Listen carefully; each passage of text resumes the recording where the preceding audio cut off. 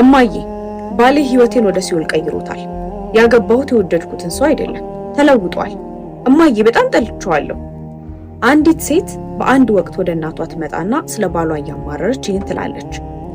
እናትየው ለልጇ እንዲህ አለቻት፣ ውድ ልጄ ይህ ያንቺ ህይወት ነው።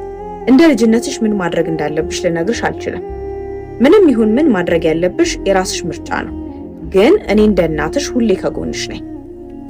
ልጅ እንዲህ ብላ መለሰች፣ እማዬ ትዳሬን ማቋረጥ ፈልጋለሁ።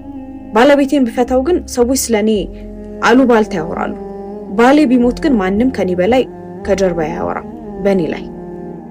እናትየው ልጇን ውድ ልጄ ለችግርሽ መፍትሄ አለኝ፣ እንባሽን ጥረጊና እንድረዳሽ ፍቀጅልኝ ትላታለች። ልጅቷን እንባዋን እየጠራረገች እናቷ የመጣችውን መፍትሄ ለማስማት ቸኮለች። እማዬ እባክሽ ንገሪኝ። እናትየው ተነስታ ወደ ኩሽና ትሄድና ተመልሳ መጥታ ለልጇ በውሃ የተሞላ ትንሽ ብልቃጥ አሳይታ እንዴት ትላታለች። እናትየውም ይህ ለችግራችሁ መፍትሄ ነው። ግራ የተጋባችው ልጅ ይህ ምንድነው? ይህ እንዴት ነው ችግሬን የሚፈታው? እናትየውም ይህ ጠርሙስ ውስጥ መርዝ አለ። በየጠዋቱ በባልሽ ምግብ ውስጥ ጠብ አድርጊበትና ፈሳሹ ሲያልቅ ባልሽ ይሞታል፣ እናም ችግርሽ ይፈታል አለቻት። ልጅቷ ትንሿን ብልቃጥ ከእናቷ ለመውሰድ እጇን በደስታ ዘረጋች።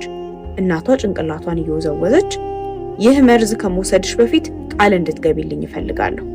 ልጅቷ ምን አይነት ቃል? እናትየው ባልሽ በየቀኑ ይህንን የመርዝ ጠብታ ስትመግቢው ለባልሽና ለቤተሰቡ በጣም ጥሩ እንደምትሆኝለት ቃል እንድትገቢልኝ እፈልጋለሁ። ስለዚህ ሁሉም ሰው አንቺ ባልሽን እንደምትወጁ ያስባል። ባልሽ ሲሞት ማንም ሰው የገደልሽው አንቺ ነሽ ብሎ አያስብም ትላታለች። ልጅቷ ለእናቷ ቃል ገባችና ጠርሙሱን ወሰደች። ጥሩነት የተሞላበት ባህሪ ማሳየት ጀመረች። ጣፋጭ ቃላትን እየተናገረች ባሏንና ቤተሰቡን በእንክብካቤ መያዝ ጀመረች። በየቀኑ ጠዋት አንድ ጠብታ መርዝ ከምግቡ እየደባለቀች። ጥቂት ሳምንታት አለፉና ልጅቷ እያለቀሰች ወደ እናቷ ተመለሰች። እናትየው የኔ ቆንጆ ልጅ አሁን ደግሞ ምን ችግር ተፈጠረ? ልጅቷ እማዬ ባሌ ሙሉ በሙሉ ተለውጧል። እሱ አሁን መጥፎ አይደለምና ህይወቴን ጀሃነም አያደርገው። እወደዋለሁ። መርዙ ሊገድለው ይችላል ብዬ ፈርቻለሁ ትላታለች። እናትየው ፈገግ አለችና አይዞሽ አይዞሽ የኔ ቆንጆ ባልሽ አይሞትም። ልጅቷ ፈሳሹ ግን ሊያልቅ ደርሷል እኮ። እናትየው እየሳቀች አያይ አይሞትም፣ ምክንያቱም ባልሽን የምትመግቢው መርዝ ሳይሆን ከምግቡ ጋር የተቀላቀለ የውሃ ጠብታ ነበር አለቻት። ግራ የተጋባችው ልጅ እናቴ ምን ማለትሽ ነው? እናትየው መለሰች፣ የኔ ውድ ልጅ ይህ ፈሳሽ መርዝ ሳይሆን የኛ አንደበት ነው። መጥፎ ከተናገርሽ ለባልሽና ለቤተሰቡ መጥፎ ከሆንሽ ከራስሽ እየገፋሻቸው ነው።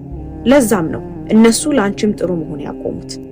ግን ሰዎችን በደግነት ቀርበሽ ከሆነና ጥሩ ከተናገርሽ ያን ጊዜ ሰዎችም ላንቺ ደግ ይሆናሉ አለቻት ይባላል። ሰውን መጉዳት ድንጋይ ወደ ባህር እንደመወርወር ቀላል ነው። ነገር ግን ድንጋዩ ምን ያህል ጥልቀት ሊሄድ እንደሚችል አስባችሁ ታውቃላችሁ? አታውቁም። ስለዚህ የምትናገሩትን ተጠንቀቁ። መልካም ተናገሩ ወይም ዝም በሉ። ንግግርህ ያንተ እስረኛ ነው። ካፍህ ከወጣ በኋላ ግን የንግግርህ እስረኛ ትሆናለህ። ኢብኑል ቀይም በአንድ ወቅት የተናገሩት ንግግር ነው። መልካም ቀን።